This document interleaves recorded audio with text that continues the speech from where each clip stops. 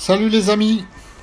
Aujourd'hui LWD se rend chez Rolex pour essayer la GMT Master 2 or gris et la Submariner bleu or gris.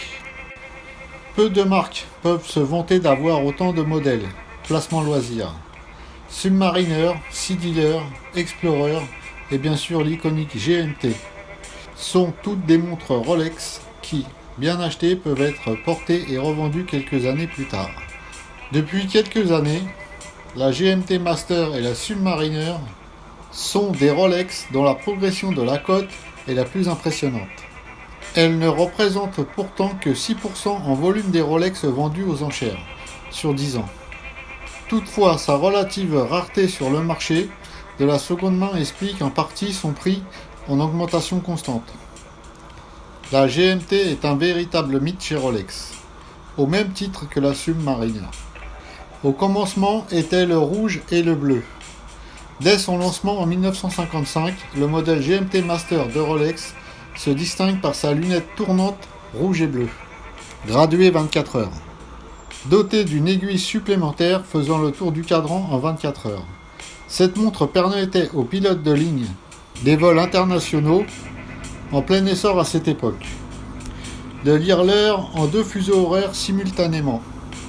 Le nombre de Rolex GMT vendus aux enchères a été multiplié par 6 depuis 2003. Les GMT Master sont 2 à 3 fois plus représentés aux enchères que la GMT Master 2, du fait de leur ancienneté. Pourtant, cette fréquence ne diminue pas leur cote. Confirmant leur statut de montre collector, il existe en toute une vingtaine de références de Rolex GMT. La référence 1675 est la plus représentée aux enchères. Elle trouve acquéreur en moyenne à 8 735 €. Sur ces 3 dernières années pour un modèle en acier, très difficilement trouvable avec ses papiers et sa boîte.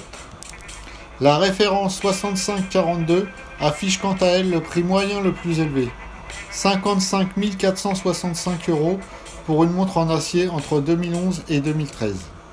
Il s'agit de la GMT la plus ancienne, dont la rareté et la convoitise justifient le prix. Pour la Submariner, l'histoire d'amour entre Rolex et les explorateurs marins a commencé en 1926 avec le développement de la Rolex Oyster Perpetual qui utilisait déjà à l'époque un système breveté de lunettes, de fond et de couronne remontoir vissée accompagnée d'un bracelet Oyster. La résistance de cette montre sera mise à l'épreuve durant une traversée de la Manche au poignet de Mercedes Glaser, une nageuse marathonienne.